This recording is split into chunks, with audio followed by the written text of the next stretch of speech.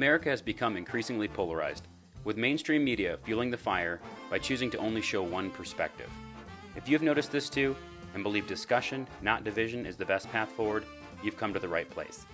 Welcome to the Left Mic, Right Mic show. Hello and welcome to the first episode of the Left Mic, Right Mic show. I am Left Mic. Find me on Twitter at @DebateLeftMic. And on the other side of your screen there, that's Mr. Right Mic. How are you, sir?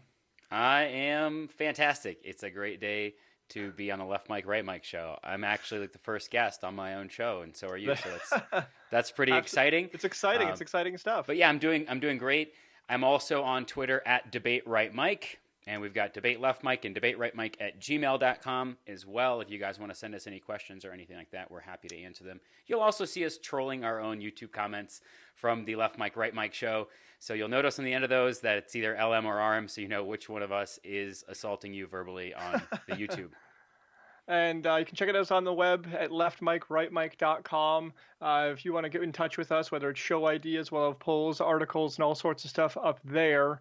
So certainly check that out, leftmicrightmic.com. On today's episode, we're going to be covering the Trump presidency. But before we dive into that, we want to give you just a short introduction on who we are.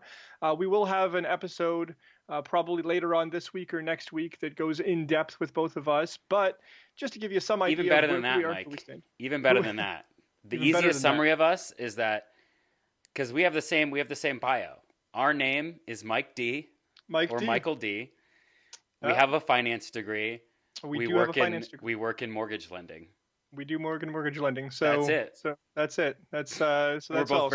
We're very political. Very political. I'm a self-described democratic socialist that falls far left of the spectrum, but doesn't ignore that the right has some good ideas. And Mike is about the opposite. A progressive libertarian? Is that where the term? Classical liberal. Libertarian's fine for the most part, but yeah, I'm pretty far right when it comes to policy stuff, just because I don't believe, even when I am left, I don't believe that we need to create government policy. So I'm a super small government person that, according to the left, I'm basically a Nazi, even though I'm not remotely. So we're doing this episode today on the Trump presidency. Obviously, Left Mic is, I wouldn't say he's the biggest fan of Donald Trump. He's probably not even the second biggest fan. And I'm better than lukewarm. I still like Trump, so this should be interesting. A little bit more divisive than some of the stuff we talk about because we don't really have a whole lot of common ground on the Trump presidency. But hopefully you guys find it entertaining and let us know what you think in the comments below. So, Mike, do you want to take it away and let us know what you think of Trump, generally speaking? Actually, I'm going to kick it off to you. So first and foremost, thank you so much for checking out the Left Mic, Right Mic show. We hope you enjoy it, and we'll get into it from there. Because it is his dear leader, I will give you the first 100 words in introduction of what you think of our supreme leader, Mr. Donald J. You're Trump. making some weird North Korean analogies like that I did that to Obama, actually. So I know. Yeah, I made circle. Dear Leader posters with Obama's picture on them, which I really, really enjoyed. Oh, So yeah. I did vote for Trump. I'm honestly not that impressed with his presidency so far. I'll talk a little bit later about his track record, what I see as wins versus losses, but he does have some big wins. And my main summary of Trump is I would vote for him again tomorrow over Hillary Clinton. So to me, it's people are like, oh my God, you voted for Trump? And then they kind of understand it was like Trump versus Hillary. And they're like, but all the things he's done. No, I would still vote for him tomorrow over Hillary Clinton, hands down. It's not even a decision. So that's absolute madness to me. I was and still am very much a Bernie bro. I swallowed my pride and voted for the establishment Hillary, and I would do that again all over tomorrow to not have him in place. So Donald Trump, I think he's an absolute disgrace to this country. And I think he's someone that we should all just be embarrassed about, whether you're progressive, liberal, Democrat, conservative, for both policy, personality, and rhetoric. That said, there are a few things that I think that he's in the right direction, because I saw how damaging it is when you oppose a president for 8 years, regardless of what his policy is under Obama. I think that's dumb. So as much as I despise Donald Trump, I think he's at least the second worst president in 100 years, and he's gearing up to be first. Are you saying second after Obama? Like Obama's the No, worst and Trump's the second worst? Ronald Reagan. Ronald Reagan is the worst president in U.S. history, probably in U.S. history. I'll just Mm. definitely go in the last 100 years. So Can't wait to do a Reagan episode and debate the heck out of you on same, that. same. Very Uh, excited. All right, so who's want to kick this off? Who's going first? Want me to step in on you? yeah, go for it. All right. What do you think? So I think one of the biggest problems facing the United States of America is the growing wealth and income inequality gap. One of the signature Trump things, possibly the biggest thing that he's done this far, is his tax bill, his massive tax cuts. And I think it's a massive step in the wrong direction. The vast majority of those tax cuts went to the top 10% of earners, with almost no relief for the middle class. I think it's an absolute disgrace, and we're looking at a cost of 1.5 trillion over 10 years. Of course, he said the tax cuts would pay for them themselves, and already we have Paul Ryan in the House trying to gut entitlement programs to pay for the massive budget deficit that this has created. So, absolutely disgraceful shift of wealth from the haves, from the have-nots to the haves. So. Rebuttal that, sir. F your tax plan. Yeah, the Trump tax plan is actually overwhelmingly popular in polls with the U.S. So that's not really a fair. Well, okay, so it's benefiting the middle class, which you can't really deny that it cut taxes on marginal. middle Yeah, class. a couple $100. It's marginal. You know it's marginal. I'll agree with that. I'll agree that that's marginal. There are some things that I'm not a big fan of within the tax plan. I don't like that the carried interest loophole wasn't closed.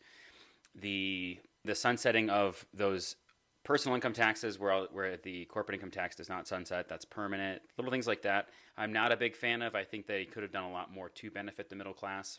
And we can talk later about my crazy tax ideas in another episode, but I have some good tax ideas. And that so I this think episode would actually will be, benefit the middle class. This episode will be a lot of once-overs, because obviously we're going to touch on a lot of topics that we're going to go into detail with later. So there's the tax bill. Yeah, I think tax plan popular. Regulations, I'm a big fan of cutting regulations. I'm a small government guy first and foremost. Trump, I actually don't see as a small government guy, but he promised when he was running that his administration would cut two regulations for everyone introduced. And he's actually done a lot more than that. So, I'm not going to, because I've seen different figures from like 10, 16, 22, he said once. And I haven't dug into the data to see exactly what it is, but I know it's more than 2 to 1. Can I press you on that? That might be one of the dumbest things that you've said, and I knew you were going to say it. I knew it was coming. No, not cutting regulations. The 2 to 1. So I can cut 2 regulations that are absolutely meaningless and impose one new one that's absolutely stifling. An arbitrary ratio of 2 to 1 is one of the dumbest things to measure on, right? It's all about substance. It's not about. It's like executive orders. It's not about how many you're doing. It's about how powerful they are and what they're doing. So to have this arbitrary. Are you arguing that Trump has made policies worse by cutting regulations because the regulations he's proposed? I'm not taking that stand at all. I'm saying that holding him to like a 2 to 1 ratio is absolutely worthless. It's about substance. So this would be one of those things where I would argue that it's more like the spirit than the letter of the law. So 2 to 1 is not what's important. The important thing is the philosophy behind cutting government regulation to reduce barriers to entry for small business, which allows them to be more competitive, something that we are both for. Yeah, because when a lot of these laws that get created, they're lobbied for by big businesses. Those businesses want to create they're running the government, basically. They want to lobby for this law, and it sounds like it's really good. This sounds like it can only be a good thing. Oh, this makes people safer. This makes something better. When in reality, what it does, it creates barriers to entry for small businesses. And neither one of us is for monopolistic large businesses, basically. Right, I agree with that. So would you agree that if he's cutting, the 2 to 1's not important, but if he's cutting regulations that make it easier for small businesses to compete and become new entrants in the market, that we were both in favor of that, right? Yeah, well, absolutely 100%. So my problem with the government isn't the government, it's who owns and who's bought the government, right? So when you introduce a regulation, and I know we're going to get into like net neutrality, when you introduce a regulation that creates a barrier to entry, that's bad. When you, a regulation that allows, or a regulation that helps the multinationals become more efficient as opposed to their smaller counterparts, that's bad. When you introduce a regulation, for example, that prevents the investment banks from speculating with depository accounts, that's good, right? That's a good regulation to have. It's a good protection. So not all regulations are evil. It depends on what the substance is. But I will 100% agree that we should be deregulating small business, eliminating barriers to entry, so that hopefully one day we can see the power of these multinational corporations that operate in the United States, see that power chipped away. Yeah, I think the argument for regulations on things like you're talking about, banks speculating people money or whatever. It's not that every regulation in the end is going to be a bad thing. It's that I think that more often than not, regulations have a different than intended effect, just like most government policies do. So we both want to move towards less restrictions on small businesses. In Something that in theory, in the spirit and theory, we agree on that point there. How about Trans-Pacific Partnership? Trump withdrew from the Trans-Pacific Partnership. Even Hillary flip-flopped on that one. She was down with the TPP initially, and then later on she said, "I'm not down with the TPP." Not down. TPP. So are you down with the TPP? So I mostly not. I think that trade is one of the most infinitely complex issues. I think it takes an incredible amount of study and experts and policy experts. So when I see people that are either unanimously for fair trade or unanimously for nationalistic policies and protectionism, I think both of those people are wrong. One of the things that I agree with Trump on is eliminating some free trade policies. Free trade is not fair. If there are countries that have shit labor laws, they should not be allowed to compete with American businesses. So while I agree with Trump that we should be renegotiating our trade policies, I think the way he's gone about it and attacked our allies and the stiff hand approach he's used in his business life is not the way to go. And I think he's hurting us more than he's helping us. But again, in theory and in premise, I do like that he's willing to revisit these free trade agreements that are almost certainly not helping us. Yeah. We have a little bit different views on trade, but you did make the good point that obviously it's infinitely complex. So it's hard to sit here on my high horse in my little studio and criticize every trade deal that I'm not an expert on. But for the most part, I am more of a proponent of free or freer trade. So most trade deals, I would want to see relatively free trade, but there are arguments that not all free trade is fair trade. It is a very complex issue, so we don't have to dive too much into the details. I don't think we disagree too much, and the main thing that we do agree on the TPP. Yeah, and while we're on, I'm gonna hit this and move past it. So I said that I would mention things that I agree with Trump on. There was two things that I wanted to hit. One was trade, covered it. And the second one, which I think that you agree with and we can move on, it's not worth celebrating yet, but bringing North Korea to the table was certainly a big step. And unlike Fox News that pounded the drum for 8 years of how it's negotiating with terrorists, I think that anytime you can normalize relations, especially with people that are not allies, so that includes Russia, that includes North Korea, that's a benefit, so long as you're not, giving them the farm for nothing, which nothing's happened yet, but we've got them to the table. That's a good thing. Trump scores a point. Absolutely. And here's one that I know you're not going to agree with me on. Chain migration. I'm a big fan that he has introduced a plan to end chain migration where, I came here and therefore I can just bring a bunch of my family members here too. That it also polls overwhelmingly Americans are against chain migration in polls. Also, the diversity visa lottery program, we are not for that in polls. Americans don't want either of those things. It's a far left thing. Trump opposes both. Why can't you agree? No, absolutely not. So let me just go out and say, and if this is going to be a recurring theme on this show, I don't give a single flying fuck about almost any poll, right? Because dumb people en masse aren't more right than a few smart people that are in the minority. So the fact that Americans think that chain migration is a bad thing doesn't make it so. So I don't care about your polls. I don't think chain migration is a problem, and I'm against you, and I'm against Donald Trump on most of your absolute bloodlust immigration policies. So bloodlust immigration policies. So you don't care what the American people think. That's totally fine. Here's another one that I'm sure that you won't like. Neil Gorsuch, nominating him to the Supreme Court. Unbelievable. So you know what? I don't even blame Trump for this. This is not his fault. He didn't do it. But the fact that the spineless Democrats for 1 year sat around with their thumb up their ass and played nice as the conservatives just absolutely stole a Supreme Court seat under Obama and now with Kennedy retiring, the damage is you're looking at decades. Absolutely horrendous. It's one of the biggest reasons that I can't stand establishment Democrats. Chuck Schumer, Pelosi, all of them, they don't represent me or the people or anyone. They're just as bad as your establishment Republicans, the same group. So you're welcome for Gorsuch. My turn. Do I get one for you? Yeah.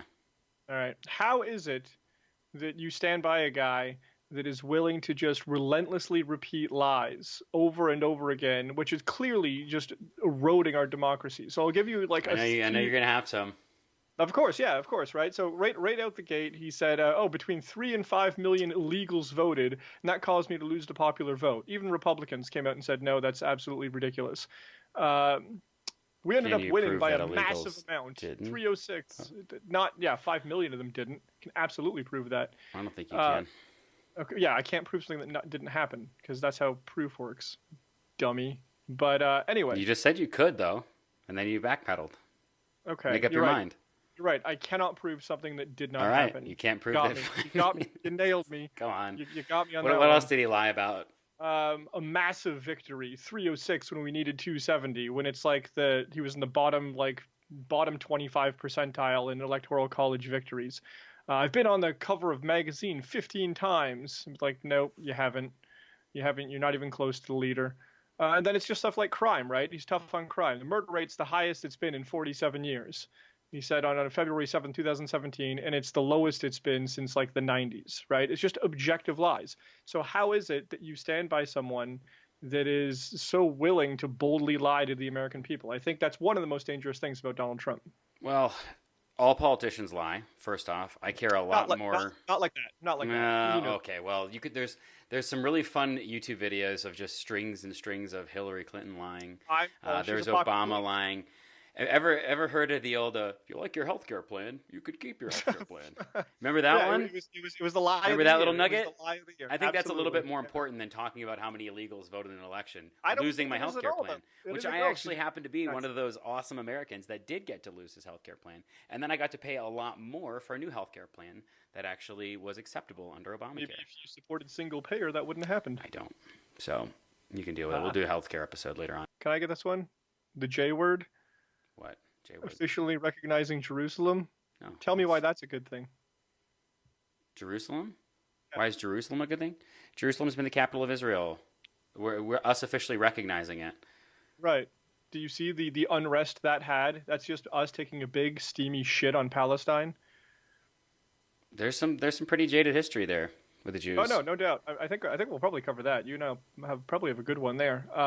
But come on, that's just provoking, right? That's just poking a bee's nest. It was dumb. Obama said he was going to do it too, and just never lived up to it.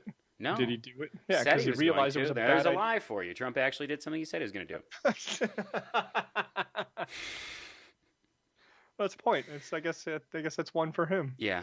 Well, and okay, so there are some. To be fair, since you've been fair about some things that you support on the Trump side, there are some things that I do take issue with. Definitely the border wall. I'm not a fan so far of the lack of progress in building it. So if you're listening right now, President Trump, build the wall. I thought Mexico was going to pay for it. What happened? I thought Mexico was going to pay for it. Maybe we'll just take some of the remittances back to Mexico and pay for it with those, because there's more than enough. Unbelievable. I don't really think that's a good solution to paying for it. But in any case, he also did, this is one of the annoying things, is he talked about Twitter. Before the election, they asked him about his Twitter usage. Someone that was in an interview. And he's like, I think I'll be a lot more restrained with it if I use it at all. And clearly has not done that. He's still super inflammatory on Twitter. He's tweeted some pretty dumb stuff. We could do a whole episode on good Trump, bad Trump tweets, basically. That would be fun. Yeah. And I'd have to be looking for some content on the good Trump side. That'd be tough. So, but yeah, that would be fun. We can maybe do that later. I'm really not a fan of his protectionist trade policy. I don't think that he looks at trade the way that we should look at trade. Trade should be, how can we benefit each other? Just like in life and in business, a service mindset is really a good way to go about things. He has this view on trade, like he's going to win, like he's the best at trade. I'm going to win at trade. And like, I'm going to create these protectionist trade policies and sanctions and tariffs or whatever. And that's going to somehow make the U.S. win at trade, when really all it's doing is starting a trade war, which is not going to be good for Yeah, anyone.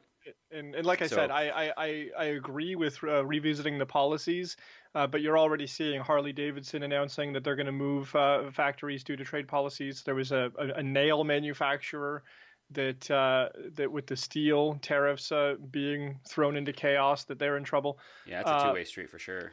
so yeah, Well, here's our so trade the policy that we're going to do. way So we're this doing. protectionist trade policy.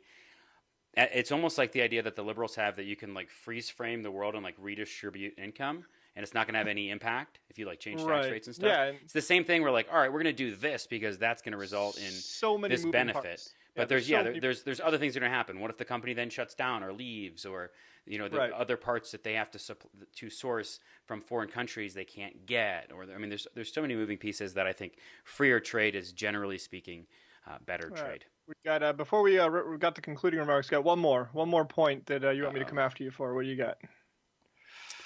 To come after me for something? I don't know. Do you have anything else that you want to prop up your guy for? He did so at the G20 summit. So these are good things, right? Yeah. G20 summit. They announced, and I think it was Ivanka that actually announced it, but the Trump administration. Who's I'm sorry. Who's Ivanka? That's his daughter. His daughter. And Yeah, I what think what I position think does she she was hold in the government? Is she elected? Whatever. Okay. It's All the right. Trump Thanks. administration. I'm just right? I'm just So just I don't just- I don't remember if it was him that announced it or her that announced it or whatever. I remember reading about it. But they launched a program supporting female entrepreneurs in developing countries. I thought that was a really cool thing because there's this idea that Trump hates women or something, which I don't buy for a second. He doesn't have that track record in his personal business. I think most of the demonization of Trump is total garbage. It's not really based on facts. It's based on people's I mean, feelings. And it's based on what he literally was recorded saying. So no. You haven't I, you haven't brought up any I of the things that liberals bring I up against agree Trump. with you that I think that he gets a shit rap, but I think he gets a shit You rap. haven't said racist, because- bigot, homophobe once. And Uh, those are like the big three for why people hate Trump. I think that I think that to use identity politics on someone that is inflicting policy onto the will of minorities is a good way to get dismissed by people. So if I call him a racist, I immediately have to give conclusive, objective proof that he's done something that's racist. Thank you. Whereas all I asked for. that's probably not the case. The case is he's probably passing laws that are mostly racist or that affect minorities a great deal more. But that gives you people, you conservatives, What do you a mean, way you to people? a way to weasel out of saying, well, he's not racist, you can't prove it. So that's fine. But yeah, I'll agree. I think that those are just words with the G20 and female entrepreneurs. But if there's action behind it, that's certainly a good thing. So who started? You started? You want to wrap up? Or you want me to go I would first? say I should get to wrap up because Trump's my guy, you know? All right, I get final word then. Go ahead. But You want me to go first, and then No, you get a final you go word? first. Like I want to give the conclusion because Trump's Perfect. my guy. Like it's So like I said, though Donald Trump, I don't disagree with everything that he's done. I do think he's an absolute disgrace to this country. I think that his rhetoric is dangerous. I think that the way he rules is dangerous. I think that it is absolutely bordering on fascism in the way he wants to silence the press, and some of that is being, the tragedy that we saw in, was it Maryland? There was a shooting in Maryland today in a press office. He attacks the press. We're seeing now open attacks on the press. I think it's just absolutely terrible that he's the leader of the free world. Absolutely disgusting man. And I think he's got a really good chance at passing Ronald Reagan as the worst president in 100 years. So I'm still very much anti-Trump. But again, I'm an intellectual, and I know that each policy is worthy of discussion, even if most of them are awful. It would be great if Trump could be as presidential and eloquent as President Obama was. That's It that's would one be of the great. It things would be that's great. most lovable about Obama, right? Is he just seems so presidential. He's a great public speaker, but that's not who we elected this time, and we all knew it going into it. Those that voted for him, but we only have one. I mean, both sides. We have one country. We have one president. The hashtag "Not My President" doesn't do anything. It doesn't change the fact that he is your president. And we should all hope that he succeeds. We should hope for the Trump administration to succeed, not fail just because you don't like who he is as a person. So I'm very tired of that divisive sort of rhetoric. I ask you one thing. I agree with that. Can you agree that a large portion of the conservative base just spent the last 8 years cheering against Obama? because I didn't see any sort of the divisive rhetoric on anywhere near the scale. So no, don't agree. Out. So guys, thank you so much. We're actually going to do a segment right here called Hot Mic, where we get a sort of uninterrupted rant. So if you are around small children, you might want to go ahead and have them leave the room, or put on your headphones, or do the earmuffs or something like that. This hot mic is for the supporters of Donald Trump. Listener and viewer discretion is strongly advised. To the Trump supporters, many conservatives, establishment hacks, which does include some Democrats, and otherwise mindless politically active people, stop. Stop towing the party line without question or resistance. Stop taking the word of single biased sources as absolute fact. Stop letting individuals in a place of power tell you what to do and how to think. I agree that this country is grossly divided, and while I passionately maintain the pendulum is currently way too far to the right, a bloodlust brand of crony capitalism protected by near fascist leadership, I also admit that no one person, ideology, or party has all the answers, including the left. But to Trump supporters, why is it you have the ability to see the same facts through a different lens nearly by the minute, wearing whatever is most beneficial to dear leader, the fat orange trust fund baby and the shittiest version of an American playboy we've ever had? His only appeal seems to stem from attributes that should inspire disgust, grotesque greed for women, women's parts, and anything else he thinks will fill that void within him. The rest of us be damned. Why do you defend this ogre, even in the face of certain lies? Have you no individual mind? Are you really willing to tie your entire identity to a man so willing to lie to you? Think for yourself. Consider for just a moment that you've been conned. There will be no free wall. There will be no draining of any swamps. You got taken, and we all lost. My message today is for the far left. Stop using words you don't understand and making claims without backing them up. I'm really sick of having the same conversation with lefties who hate Trump. It goes something like this. Fuck you, take off that hat. Whoa. What? Sorry, did I do something that offended you? Yeah, it's your fucking hat that offended me. Fuck Trump, he's a racist. Okay, I did not know Trump was a racist. I'm not a racist. Can you tell me why you think that? Because he hates black people, and Mexicans, and gays, and women. Okay, well, gay's not a race. Neither is Mexican. Neither is women. Can you tell me one specific thing he actually said that made him racist?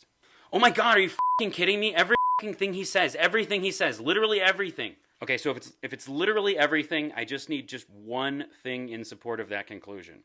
Well, he said all Mexicans are rapists. Okay, I think we just talked about this, but Mexican's actually not a race, and he never said that all Mexicans are rapists. Well, fuck you, you're a Nazi. Fair point. Have a good day. My point is, guys, this divisive bullshit isn't helping anyone. Remaining ignorant and engaging in groupthink only makes you look like an idiot. So do me a favor, take the DNC's pre-op out of your mouth, trade your Birkenstocks in from some work boots, and get a job. Or at the very least, start a conversation with someone who doesn't agree with everything that you do, and stop the name calling.